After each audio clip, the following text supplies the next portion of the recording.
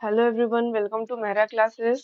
I am doctor Anjali Dwivedi और sociology mentor. I hope आप सभी ने बैच को ले लिया है अगर और पढ़ाई शुरू कर दी है।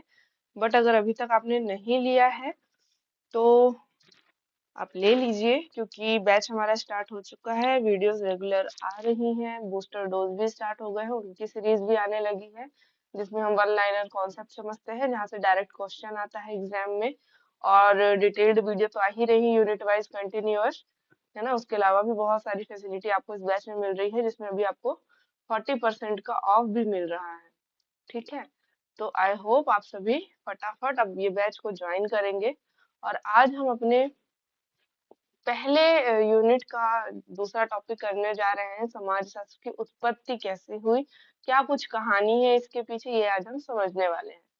ओके, तो देखिए, समाज शास्त्र की उत्पत्ति के पीछे अगर हम देखें तो एक कहानी पहले हम समझ लेते हैं कि पहले क्या होता था। पुराने जमाने में, एंशियंट सोसाइटी में क्या होता था कि राजा रानी का शासन चलता था। सभी को पता ही है, पहले राजा रानी का शासन चलता था।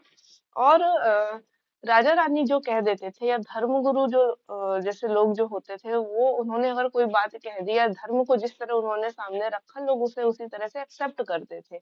या कोई भी उन्होंने बात कही, लोग सोचते समझते नहीं थे, और उस बात को उसी तरह फॉलो करते थे कि अगर इन्होंने कुछ कहा है तो वो सही होगा। यानी राजा रानी धर्मगुरु जो होते थे, उनको भगवान के समान माना जाता था, है ना। लेकिन धीरे धीरे समाज में बहुत सारे चेंजेस होने लगे, लोगों की सोच में परिवर्तन होने लगा, लोग लॉजिक लगाने लग गए, सोचने समझने की उनकी क्षमता बढ़ने लग गई। लोगों ने क्वेश्चन करना शुरू कर दिया कि ऐसा क्यों है कि जो ये कह रहे हैं वही सही है, क्या जो ये कह रहे हैं वो सही भी है कि नहीं है। मतलब ऐसी कुछ कहानी बनने लगी। तो ये सारी चीजें कैसे कैसे हुई वो हम समझ लेते हैं। और यही कुछ रीजंस है जिस वजह से हमारे समाज शास्त्र की उत्पत्ति हुई है। हमारा समाज शास्त्र विषय जिसे आज हम जानते हैं, पढ़ते हैं, समझते हैं, वो हमारे अस्तित्व में आया। तो वो हम देख लेते हैं। तो समाज शास्त्र की उत्पत्ति के पीछे तीन बहुत मेजर कारण है ना। जिसमें हम सबसे पहले देखते हैं औद्योगिक क्रांति, इंडस्ट्रियल रिवॉल्यूशन को। ये हुआ था इंग्लैंड में। कब हुआ था? 1760 टू 1830 में। ठीक है, ये आपको याद रखना है। ठीक है, कई बार क्या होता है, इंडस्ट्रियल रिवॉल्यूशन इंग्लैंड रिवॉल्यूशन के नाम से भी आ जाता है, जस्ट बिकॉज कि ये हुआ इंग्लैंड में था, है ना। तो ये आपको याद रखना है। ऑब्जेक्टिव में तो ये आता ही है, वन लाइनर डायरेक्ट क्वेश्चन इसमें से आ जाते हैं। नेक्स्ट, फ्रांस की क्रांति, फ्रेंच रिवॉल्यूशन, मोस्ट इंपॉर्टेंट। ये हुआ था 1789 में। और थर्ड वन इज पुनर्जागरण काल, इनलाइटनमेंट पीरियड। ये एक दौर था जब बहुत सारी चीजें हो रही थी, और लोग सोचने समझने की उनमें शक्ति डेवलप हो रही थी, लोग जागरूक हो रहे थे। ये वो दौर था। ठीक है, तो बेसिकली ये तीन मेजर कारण हैं जिसके कारण हमारा समाज शास्त्र आया हमारे अस्तित्व में, और आज हम इस सब्जेक्ट को पढ़ पा रहे हैं। ठीक है, तो सबसे पहले हम डिटेल में समझ लेते हैं कि औद्योगिक क्रांति क्या है, इंडस्ट्रियल रिवॉल्यूशन क्या है। ठीक है, ऑलरेडी मैं बता चुकी हूँ कि ये कहाँ हुआ हुआ था, इंग्लैंड में। और कब हुआ था? 1760 से 1830 में हुआ था। ठीक, औद्योगिक क्रांति का जो शब्द है, इसे क्वाइन किया था अर्नोल्ड टायनोबी ने। ठीक है, औद्योगिक क्रांति को क्वाइन किया था इन्होंने। और इनकी ये एक बुक है जिसमें इन्होंने इस शब्द को डिटेल में बताया है। औद्योगिक क्रांति को बहुत व्यवस्थित तरीके से इन्होंने अपनी इस बुक में अध्ययन किया है, स्टडी ऑफ हिस्ट्री में। ये बुक है 10 वॉल्यूम में, और ये बुक आई कब है? 1934 में, 1934 में। बुक बहुत इंपॉर्टेंट है, याद रखना है। मैं हमेशा बोलती हूँ कि आप शॉर्ट नोट्स नोट्स अभी से बनाते जाइए। डिटेल्ड तो आप बना ही रहे हैं, बहुत सारी चीजें ऐसी होती है जो स्लाइड में नहीं होती, पर मैं वो आपको बता रही होती हूँ, है ना। तो जब आप नोट्स बना रहे होंगे डिटेल में, तो जो मैं बोल रही हूँ वो भी आप लिखते जाएंगे, और शॉर्ट नोट्स अभी से बनाते जाइए। ऑलरेडी कलर अलग करके रखा है मैंने, है ना। इंपॉर्टेंट चीजों को मैं बताती हूँ, जैसे औद्योगिक क्रांति किसने दी, औद्योगिक क्रांति कब हुई, तो कब हुई है, ये वो टाइम है 1760 से 1830। कहाँ हुई? तो ये वो जगह है, इंग्लैंड। औद्योगिक क्रांति जो शब्द है उसको किसने कॉइन किया? अर्नोल्ड टायनोबी ने किया। किस बुक में किया? अ स्टडी ऑफ हिस्ट्री में किया। ये बुक कितने वॉल्यूम में है? तो 10 वॉल्यूम में है। और ये बुक कब आई? तो 1934 में ये बुक आई है। ठीक है। तो ये ऐसी चीजें हैं जहाँ से डायरेक्ट क्वेश्चन आते हैं, कई बार आपको घुमा देता है यहाँ पे, तो वो चीज आपको समझनी है। अब औद्योगिक क्रांति में क्या कुछ हुआ वो हम समझ लेते हैं। तो देखिए, सबसे पहले क्या था जब औद्योगिक क्रांति नहीं हुई थी? औद्योगिक क्रांति के पहले घरेलू स्तर पर उत्पादन होता था, खुद के लिए जो प्रोडक्शन होता था वो स्वयं के लिए होता था, सेल्फ के लिए होता था, कि जितना हमें जरूरत है किसी चीज की उतना ही हम उसका उत्पाद करते थे, उतना ही उसका हम उपभोग कर लेते थे। ठीक है। नेक्स्ट हम देखें, बाजार के लिए उत्पादन होने लगा। औद्योगिक क्रांति आई, बाजार बढ़ा, तो जितना बाजार की मांग होने लगी, लोगों को जितना ज्यादा सामान की जरूरत होने लगी, तो बाजार के हिसाब से और लोगों की मांग के हिसाब से भी प्रोडक्शन होने लगा। पहले तो सेल्फ के लिए होता था, खुद के लिए, लेकिन बाद में हम इससे बिजनेस के रूप में भी देखने लगे, कमाने का जरिया भी हमने उत्पादन को बनाया, कि जितना बाजार को जरूरत है उतना हम उत्पादन करेंगे, जितनी मांग है लोगों की उतनी हम उत्पादन करेंगे। ठीक है। अब औद्योगिक क्रांति में सूती वस्त्र उद्योग यानी कॉटन, पावर लूम और मशीनरी का उदय हुआ। ये बहुत इंपॉर्टेंट है, वेरी इंपॉर्टेंट, मैं स्टार बना दे रही हूँ। कई बार होता है, डायरेक्ट क्वेश्चन आता है कि औद्योगिक क्रांति से हम सीधा किसको कनेक्ट करते हैं या रिलेट करते हैं, किसे हम जानते हैं, क्या ऐसा बेस है जिससे हम कह सकते हैं औद्योगिक क्रांति हुई? मेजर जिसे हम जानते हैं तो वो हो जाएगा आपका सूती वस्त्र उद्योग यानी कॉटन, पावर लूम और मशीनरी का उदय। इस टाइम पे बहुत बड़ी तादाद में मशीनों का उदय हो रहा था, पावर लूम बन रहे थे, सूती वस्त्र उद्योगों का निर्माण हो रहा था, फैक्ट्रियों का निर्माण हो रहा था, जिस कारण लोगों को रोजगार भी मिलने लगा, है ना? लोगों को रोजगार मिलने लगा, लोगों ने दासत्व छोड़ के, स्लेवरी सिस्टम छोड़ के क्या करने लगे? नए नए रोजगार करने लगे। पहले क्या होता था, आप जिस समाज से हैं, आपका जन्म जिस घर में हुआ है, जिस पीढ़ी दर पीढ़ी जो काम होता आ रहा है, आपको वही करना पड़ता था। लेकिन जब औद्योगिक क्रांति हुई तो वहां पर आपको फिर जॉब भी मिलने लगी। ठीक, ये देखिए मैंने यहाँ पे भी मैंने बताया है कि यहाँ पर लोगों ने क्या करने लगे, दासत्व छोड़ने लगे, स्लेवरी सिस्टम छोड़ने लगे और नौकरी करने लगे, लोगों के अधीन रहना इन्होंने छोड़ दिया। ठीक। नेक्स्ट हम देखते हैं फ्रेंच रिवॉल्यूशन, फ्रांस की क्रांति। ये हुई थी 1789 में, 1789 में। अब देखिए, फ्रेंच रिवॉल्यूशन एक बहुत बड़ा टर्निंग पॉइंट था सोशियोलॉजी के लिए, समाज के लिए। क्यों? क्योंकि पहले क्या कैसे लोग होते थे, राजा रानी का शासन चलता था, राजा रानी ने कुछ कह दिया, राजा ने कुछ कह दिया, धर्म गुरुओं ने कुछ कह दिया, किसी पंडित ने कुछ कह दिया, पादरी ने कुछ कह दिया, जो भी पिक्चर, जो भी चश्मा उन्होंने धर्म का बनाया, वही लोगों ने बहुत इजीली एक्सेप्ट कर लिया। ठीक है। लेकिन जब ये रिवॉल्यूशन होने लगे तो लोगों के सोचने समझने की शक्ति बढ़ने लगी। यानी फ्रेंच रिवॉल्यूशन के टाइम पे लोगों की तीन बेसिक मांगे थी। पहला, स्वतंत्रता, सबको स्वतंत्रता मिलनी चाहिए, सबको लिबर्टी मिलनी चाहिए, कोई दास न रहे, कोई किसी के अधीन न रहे, ये सबका अधिकार है। दूसरा, इक्वलिटी, सबको समानता भी मिलनी चाहिए, सबके साथ एक जैसा व्यवहार होना चाहिए, ना किसी को हम ऊपर रखें, ना किसी को हम नीचे, एक जैसा व्यवहार होना चाहिए। नेक्स्ट, फ्रेटर्निटी यानी भातृत्व, सभी में भाईचारे की भावना भी होनी चाहिए, सब में एक दूसरे के प्रति भावना होनी चाहिए, भाईचारा का संबंध होना चाहिए, बंधुत्व होना चाहिए। ये तीन बेसिक मांग थी या तीन बेसिक मुद्दे थे फ्रेंच रिवॉल्यूशन होने के। ठीक। नेक्स्ट हम देखते हैं पुनर्जागरण काल, इनलाइटनमेंट पीरियड। इसका कोई ईयर नहीं है क्योंकि ये टाइम पीरियड था जब ये चीजें एकदम से सडन चेंज हो रही थी। ठीक है। तो पुनर्जागरण में क्या हुआ, लोग कैसे होने लगे, इंटेलेक्चुअल होने लगे, उनमें वो बौद्धिक होने लगे, सोचने लगे, क्वेश्चन करने लगे। अगर कोई उनसे कुछ कह रहा था, अगर जो शासक था उस टाइम, अगर वो कुछ कह रहे थे या जो धर्म गुरु थे वो अगर कुछ कह रहे थे कि ऐसा होता है, या अगर जो बिजली चमक रही है, बादल गरज रहे हैं तो भगवान नाराज हो रहे हैं, तो उन्होंने क्वेश्चन करने लगे कि हर बार क्यों भगवान नाराज होने लगे, इतनी क्या गलती कर दी है कि हर बार भगवान नाराज होते हैं, बाढ़ लेकर आ जाते हैं, कभी सुनामी आ जाती है, कभी कुछ हो जाता है ना। तो वो क्या करने लगे ऐसे टाइम पे, वो सोचने समझने लगे, क्वेश्चन करने लगे, लॉजिक लगाने लगे कि इन सारी चीजों के पीछे कोई तो कारण होगा ना, कारण ढूंढने लगे कि अगर बादल चमक रहा है, पानी गिर रहा है, बाढ़ आ रही है, तो उसके पीछे कोई तो मेन कारण भी होगा। हर बार भगवान ही तो जिम्मेदार नहीं हो सकते।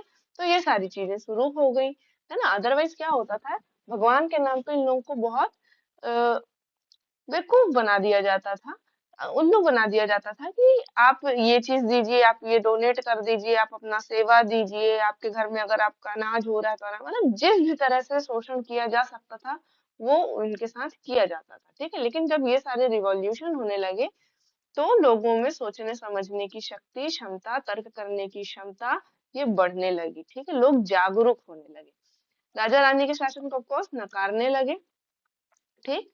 स्लेवरी का त्याग कर दिया उन्होंने, दासत्व का त्याग कर दिया, और राजा रानी का जो वर्चस्व था, डोमिनेशन था, वो कैसा हो गया, कम हो गया, लो हो गया, ठीक।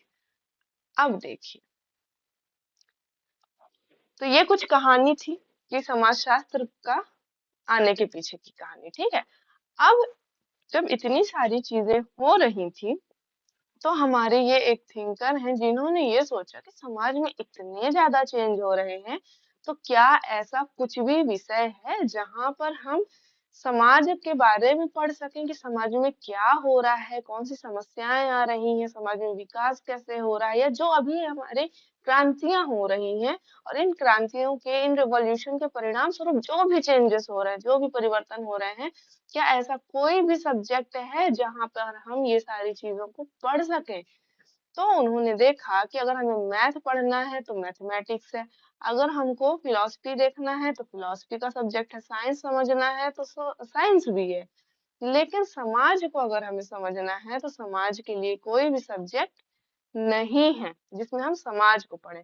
तब अगस्त कॉम्टे ने सोचा कि ऐसा एक सब्जेक्ट होना चाहिए, जिसके लिए उन्होंने समाज शास्त्र का सबसे पहले जो नामकरण किया था वो था सोशल फिजिक्स, यानी सामाजिक भौतिकी। इन्होंने सबसे पहले समाजशास्त्र को क्या नाम दिया था, सोशल फिजिक्स एग्जाम में आता है, ठीक है। और किसने दिया था, अगस्त कॉम्टे ने दिया था। लेकिन इन्हीं के एक मित्र थे, कौन थे वो, एडोल्फ क्वटलेट, ठीक है। ये यहाँ पे थोड़ा सा गलत लिखा है, एडोल्फ क्वटलेट है, ठीक है। और ये यहाँ पे एडोल्फ क्वटलेट थे, जो इन्होंने इस सामाजिक भौतिकी के शब्द को चोरी कर लिया और इसको अपनी एक पुस्तक में पब्लिश भी कर दिया। क्योंकि ये शब्द ऑलरेडी पब्लिश हो चुका था तो इसका यूज को ये कर नहीं सकते थे। तो इन्होंने फिर सोच समझ के समाज शास्त्र नाम दिया, और इन्होंने समाज शास्त्र नाम कब दिया, 1838 में। अब कई बार एग्जाम में 1838 भी आता है और कई बार एग्जाम में 1839 आ जाता है। दोनों सही है, दोनों में से कोई गलत नहीं है। आपको दोनों एक साथ नहीं देगा। अगर 1838 आया है एग्जाम में ऑप्शन में तो 39 नहीं होगा, 39 है तो 38 नहीं होगा, दोनों सही है, ठीक है। तो अगर एग्जाम में आता है तो 38 भी आप लगा सकते हैं, अगर 39 आया तो आप 39 भी लगा सकते हैं। तो इन्होंने 1838 में क्या नाम दे दिया, समाज शास्त्र, यानी सोशियोलॉजी, ठीक है।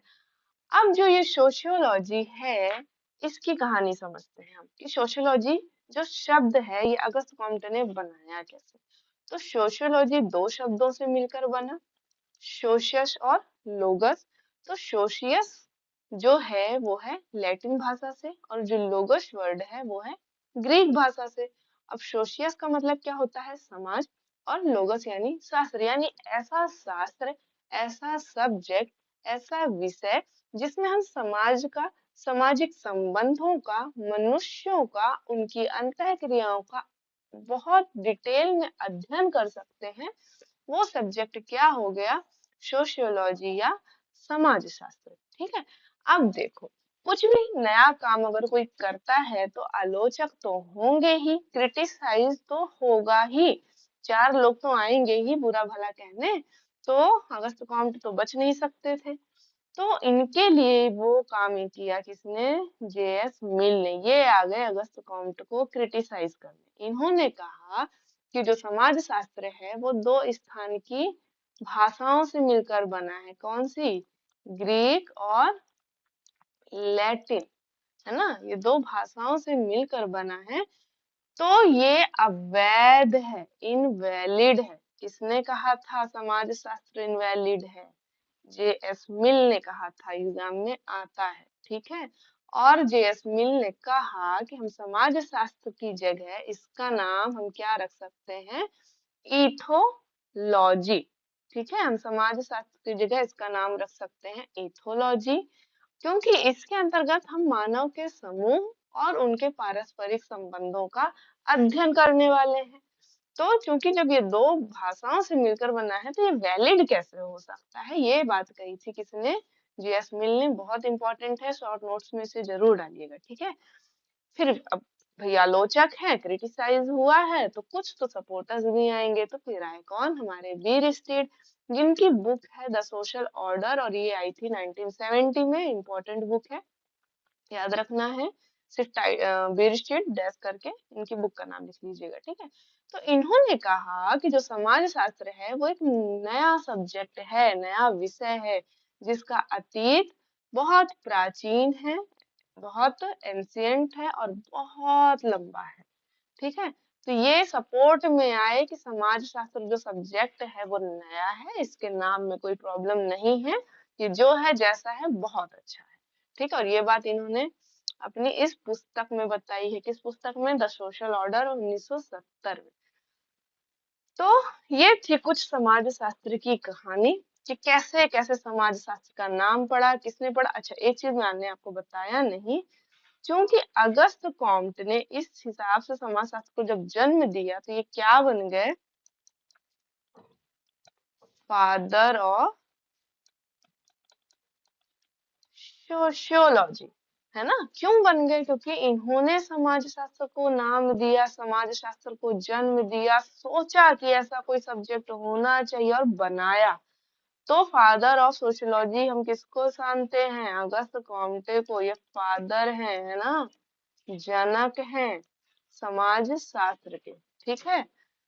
तो अब हम देख लेते हैं इसकी उत्पत्ति के कुछ तो फैक्टर्स भी हैं, कारक भी हैं। तो दो कारक बताए गए, और ये भी बीर स्ट्रीट ने ही बताया है ना। ये कारक भी किसने बताया है, बीर स्ट्रीट ने।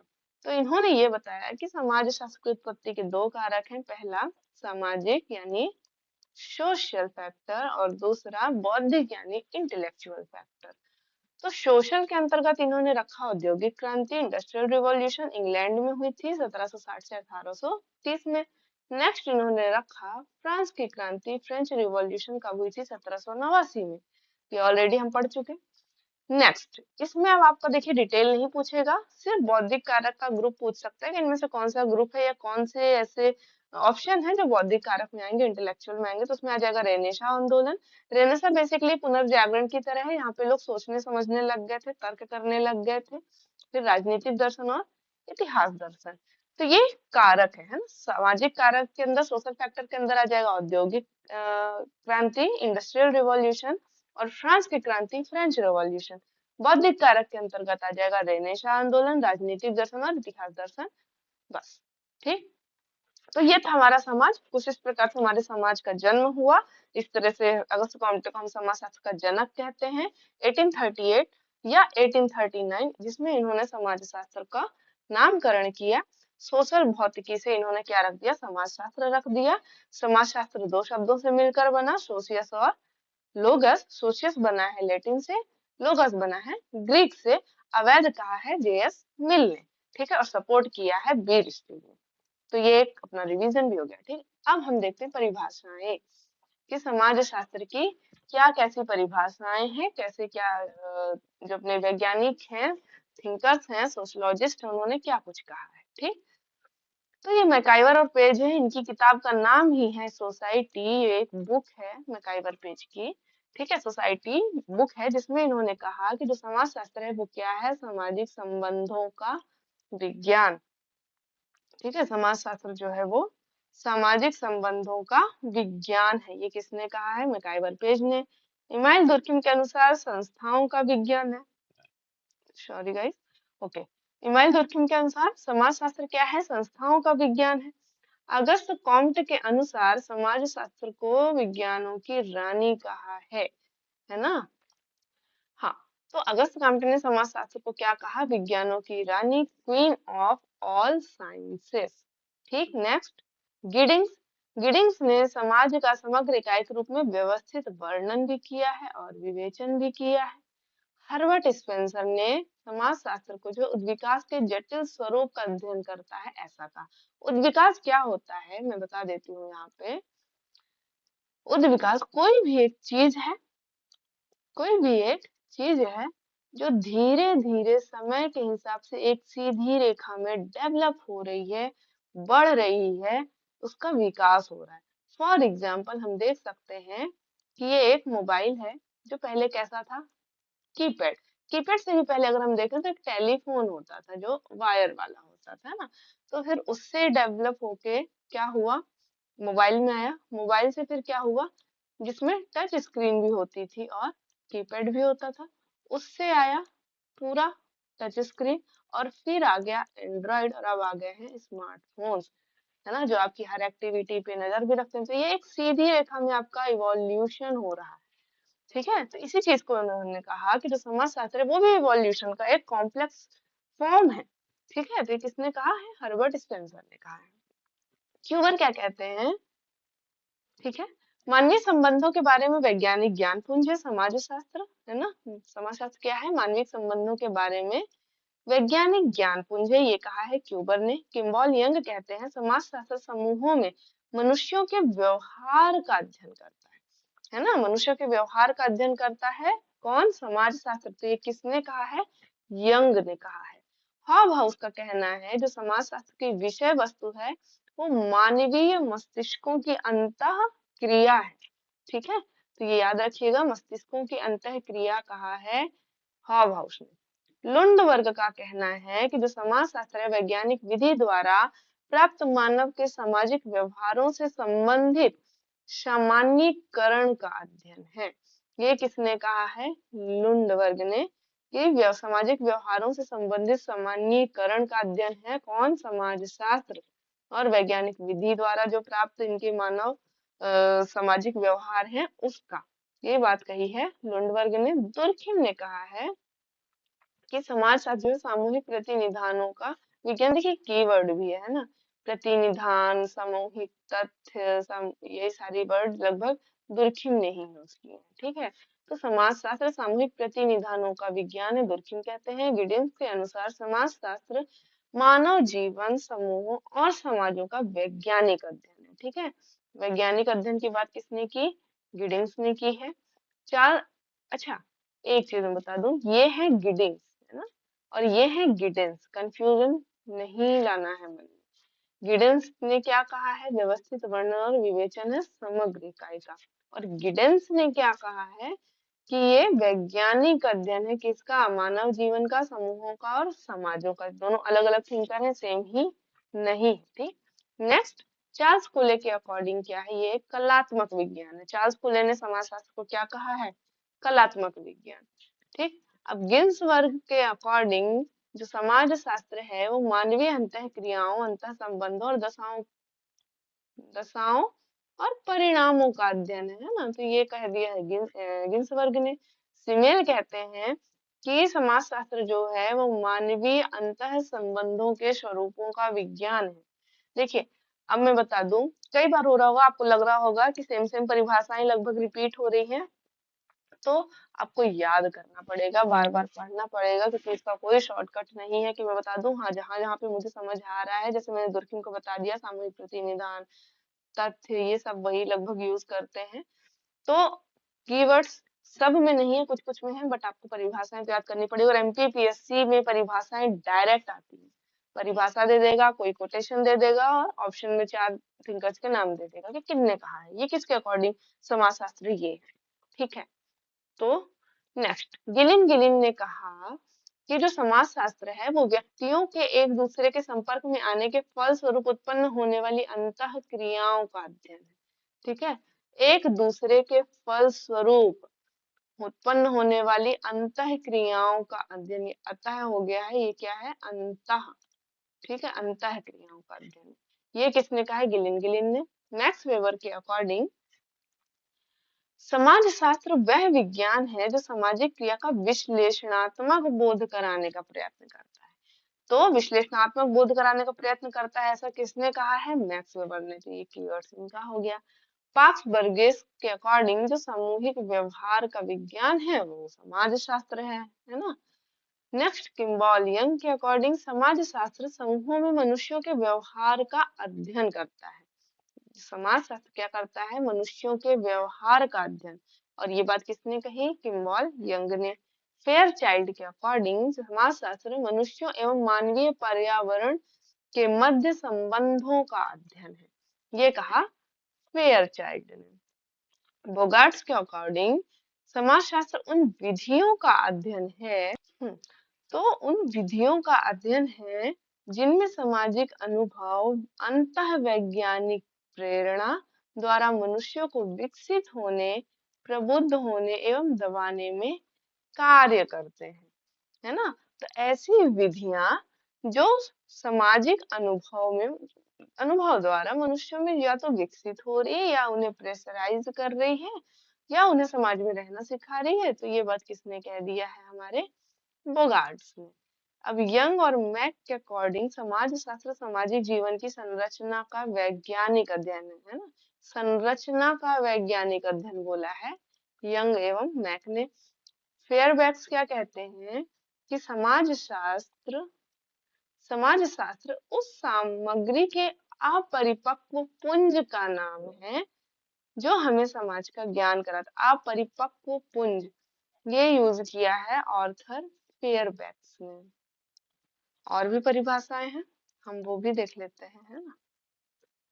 ओके, सो अब देखो, डंकन मिचेल है जिन्होंने कहा कि समाज शास्त्र मानव समाज के संरचनात्मक स्वरूपों से संबंधित वर्णनात्मक एवं विश्लेषणात्मक विज्ञान है। तो सामाजिक संरचनात्मक स्वरूपों से संबंधित वर्णनात्मक और विश्लेषणात्मक विज्ञान किसने कहा है, मिचेल ने।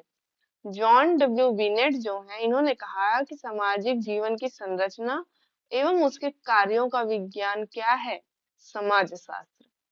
ग्रीन का कहना है कि समाज शास्त्र मनुष्य के सामाजिक संबंधों का समन्वयात्मक एवं सामान्यीकृत विज्ञान है, ये इनका कीवर्ड हो गया। सोरोकिन, समाज शास्त्र सामाजिक सांस्कृतिक घटनाओं, स्वरूपों, प्रारूपों, अनेक प्रकार के अंतर संबंधों का सामान्य विज्ञान है। सोरोकिन ने सामान्य विज्ञान की बात की। Last but not the least, Alex इंकल्स, जिन्होंने कहा कि सामाजिक क्रियाओं की व्यवस्था और उनके अंतः संबंधों का अध्ययन क्या है, समाज शास्त्र। तो इन्होंने सामाजिक क्रियाओं की व्यवस्था और अंतर संबंधों की बात की है, ठीक है। अब इंकस ने अपनी पुस्तक व्हाट इज सोशियोलॉजी, याद रखिएगा व्हाट इज सोशियोलॉजी पुस्तक किसकी है, एलेक्स इंकल्स की है ना। इन्होंने समाजशास्त्र की परिभाषा को 4 भागों में बांट दिया है। संक्षिप्त कर दे, एक तरह से आप बोल सकते हैं कि क्रक्स है आपके यहाँ का। यहाँ पे आप थोड़ा सा कैटेगराइज कर दिया गया है, जहाँ पे आप थोड़ा सा इजी समझ पाएंगे, ठीक है। तो ये किसने किया है, इंकल्स ने किया है। इनके अब देखिए 4 भाग क्या है। पहला, समाज शास्त्र समाज के रूप में अध्ययन, है ना। समाज शास्त्र समाज के रूप में अध्ययन, इस श्रेणी में कि समाज शास्त्र को समाज के अध्ययन के रूप में किसने किसने देखा है, तो उसमें हम डाल देंगे वार्ड, गिडिंग, समनर और ओर्डन को, ठीक है। अगर ये आता है कि समाज के अध्ययन के रूप में समाज शास्त्र देखा है तो वो ये 4 के नाम आ जाएंगे। सेकंड, समाज शास्त्र समूहों के अध्ययन के रूप में, तो जॉनसन का नाम आ जाएगा। समाज शास्त्र सामाजिक संबंधों के अध्ययन के रूप में, मैंने यही बात बताई थी कि बार बार सामाजिक संबंधों के अध्ययन के रूप में आ रहा था, तो ये चीज भी अच्छी है कि देखिए यहाँ पर इस श्रेणी में कौन कौन आ रहे हैं, मैकाइवर, पेज, क्यूवर, टॉनिस, वॉनविज, सीमेल, ये सारे नाम आ जाएंगे किसमें, सामाजिक संबंधों के अध्ययन के रूप में, अगर हम समाजशास्त्र को पढ़ रहे हैं, ठीक। नेक्स्ट, लास्ट, समाजशास्त्र सामाजिक क्रिया तथा अंतः क्रिया के अध्ययन के रूप में। अगर क्वेश्चन में आता है कि समाजशास्त्र को सामाजिक क्रिया या अंतः क्रिया के रूप में किसने बताया है, तो उसके अंतर्गत हम इन्हें टिक करेंगे, Gillin Gillin, Ginsberg, Pareto, Weber, Parson, ये सारी चीजों को, है ना। तो ये आप शॉर्ट नोट्स में जरूर लिखिएगा, ठीक है। तो अगर हम पूरा मोरल ऑफ द स्टोरी देखें तो समाजशास्त्र समाज का ऐसा अध्ययन है जिसमें उस व्यक्ति, उसकी क्रियाएं, उनके द्वारा निर्मित सामाजिक संबंध, संस्कृति को प्रभावित करने वाले सभी प्रकार के कारक, ये सभी सम्मिलित होते हैं, और जिसका हम विगतवार डिटेल अध्ययन करते हैं वो क्या कहलाता है, समाजशास्त्र। इसमें हम सभी प्रकार की संस्थाओं का, समितियों का, ऑर्गेनाइजेशंस का, इंस्टीट्यूशंस का, रिचुअल्स का, फैमिली, किनशिप, धर्म, कास्ट, सभी का हम बहुत डिटेल में स्टडी करते हैं। इनकी अंतः क्रियाओं का भी हम स्टडी करते हैं। तो वो कौन सा सब्जेक्ट होता है, समाज शास्त्र। तो ये था समाज शास्त्र, जिसमें हमने समझ लिया कि समाज शास्त्र क्या है, कैसे हमारे अस्तित्व में आया। समाज शास्त्र हमारे पहले था भी नहीं अस्तित्व में। अगस्त काम्टे ने कैसे सोचा समाज शास्त्र के बारे में, क्या कुछ किया उन्होंने इस सब्जेक्ट को हमारे लिए लाने के लिए, और आज हम कैसे उनको जानते हैं कि अगस्त काम्ट कैसे फादर बने, है ना, उन्हें जनक क्यों बुलाते हैं, हम ये सारा कारण जान चुके हैं। तो ये टॉपिक यहीं खत्म। अब मैं बता दूं, अभी भी ऑफर ये चल रहा है ना, 15 लास्ट डेट है इस ऑफर को क्लेम करने की। अभी आपको ये 2999 में मिल जाएगा। तो बेहतर होगा कि आप जितना जल्दी हो सके इनरोल कराइए। विश्वास बैच है अपना, सोशियोलॉजी का विश्वास बैच चालू हो चुका है 15 जनवरी से। तो बहुत स्पीड में क्लासेस चलने वाली हैं। तो बेहतर है कि जितना जल्दी आप ज्वाइन करेंगे उतना हमारे साथ चल पाएंगे, उतनी अच्छी कंटिन्यूटी आपकी बनी रहेगी। वरना आपका फिर क्या है, वीडियोस एक्स्ट्रा होती जाएंगी, एक तरह का बैगेज आप पर बढ़ता जाएगा। तो बेहतर है कि आप वो चीज ना करें, जल्दी से जल्दी आप हमारे बैच को ज्वाइन करिए और क्लासेस लेना शुरू कर दीजिए। जैसे ही क्लासेस ऐप में डाल दी जाती हैं आप उसे लीजिए। जो भी आपके डाउट्स आ रहे हैं, जो भी क्वेश्चन उठ रहा है मन में, उसे नोट डाउन करिए। जब डाउट सेशंस होंगे, लाइव क्लासेस होंगी, वो उसमें हम सॉल्व करेंगे। लाइव क्लासेस कई बार हमारी गूगल मीट पर भी होती है, तो वहाँ पे आप डायरेक्ट मुझसे बात भी कर सकते हैं, ठीक है। उसके अलावा अगर आप अभी भी कंफ्यूज हैं कि ये क्लासेस हमें लेनी चाहिए नहीं लेनी चाहिए, तो मेरा क्लासेस का ऐप इंस्टॉल कीजिए। वहाँ पे डेमो लेक्चर्स हैं, यूट्यूब पर भी कुछ शॉर्ट्स वीडियोस गई हैं। बूस्टर सीरीज पेड क्लास में प्रॉपर आएंगी। मैं बार बार बता रही हूँ, यूट्यूब में हम बहुत लिमिटेड वीडियोस ही डालेंगे बूस्टर सीरीज के, जो शॉर्ट कॉन्सेप्ट होते हैं, डायरेक्ट क्वेश्चन जहाँ से बनते हैं। तो वो एक सीरीज में बना रही हूँ, और बहुत सारी उसमें वीडियोस रहेंगी, है ना, 5 मिनट, 10 मिनट, 2 मिनट के अंदर की। तो उसकी पूरी एक हम सीरीज प्रोवाइड कराएंगे पेड क्लासेस के लिए। बट ऑफ कोर्स यूट्यूब पे भी हम कुछ कुछ वीडियोस तो डालेंगे ही। तो वहां भी आप हमको देख सकते हैं, वहां पे फॉलो करिए। वहां पे आपको फ्री मटेरियल भी हम प्रोवाइड कराते हैं। इन सभी प्लेटफॉर्म्स पर आप हमें फॉलो कर सकते हैं। अभी भी अगर आपके मन में कोई भी शंका है, परेशानी है, दुविधा है, कोई भी किसी भी प्रकार का कंफ्यूजन है, क्लास से लेके, बैच से लेके, स्टडी से लेके, अगर आपके मन में अभी भी डाउट है कि हमारा ये जो क्लास है, ये जो पूरा हमारी जर्नी है, टाइम पे खत्म होगी नहीं होगी, मैं बता दूं ये जर्नी हम मई तक पूरा सिलेबस हम कंप्लीट कर लेंगे। और मिड में से मे बी सेकेंड वीक से हम पीवाईक्यूज तो स्टार्ट बहुत अच्छे से करने वाले हैं। बट उसके पहले भी हम बीच बीच में पीवाईक्यूज, एमसीक्यूज, ये सब करेंगे। बूस्टर वीडियोस मेरे डालने का रीजन ही यही है कि जब हम क्वेश्चन करेंगे तो वो पर्टिकुलर यूनिट्स नहीं होंगे, वो ओवरऑल होंगे। तो जब आप बेसिक कॉन्सेप्ट, आपके छोटे छोटे छोटे छोटे कॉन्सेप्ट क्लियर रहेंगे तो आप बहुत इजिली अटेम्प्ट कर पाएंगे। प्लस हम आपकी टाइमिंग भी देखेंगे कि 3 आवर में ही आपको पूरा अटेम्प्ट करना है। 4 नंबर का क्वेश्चन रहना, तो पूरा 4 नंबर में हमको 4 मिनट नहीं लगा देना है ना। तो टाइमली हमको वो चीज अटेम्प्ट करनी है और एग्जाम हमको क्रैक करना है, सिर्फ बैठने के लिए नहीं देना है, ठीक है। तो कुछ भी परेशानी है तो आप इस नंबर पे कभी भी कॉल कर सकते हैं। और जल्दी से जल्दी हमारे विश्वास बैच के साथ जुड़िए और अपनी जर्नी को बहुत कंफर्टेबल बनाइए हमारे साथ जुड़ के। अभी से आप हमारे साथ जुड़कर हमारे साथ स्टडीज करना शुरू कर दीजिए, ताकि अभी जब डाउट क्लासेस होंगी बहुत जल्दी वो भी हम कंडक्ट करने वाले हैं, ताकि आपके पास एटलीस्ट डाउट होंगे, इनफ डाउट्स होंगे कि कैसे होगा, क्या होगा। जो भी आपके मन में सवाल उठ रहे हैं वो सभी सवालों का समाधान दिया जाएगा। उसके पहले भी आप हालांकि इस स्क्रीन में जो नंबर स्क्रॉल हो रहा है उस पर भी आप कांटेक्ट करके सभी सभी जानकारी ले सकते हैं। बैच से रिलेटेड डेमो क्लासेस आपको कैसे मिलेंगी देखने, वो सारी जानकारी आप इस नंबर पे एनी टाइम कॉल करके देख सकते हैं। तो that's all for today guys, thank you. और नेक्स्ट हम देखेंगे यूनिट 1 का नेक्स्ट चैप्टर हम उठाने वाले हैं। 2 चैप्टर हमारे खत्म हो चुके हैं, ठीक है। All the best guys.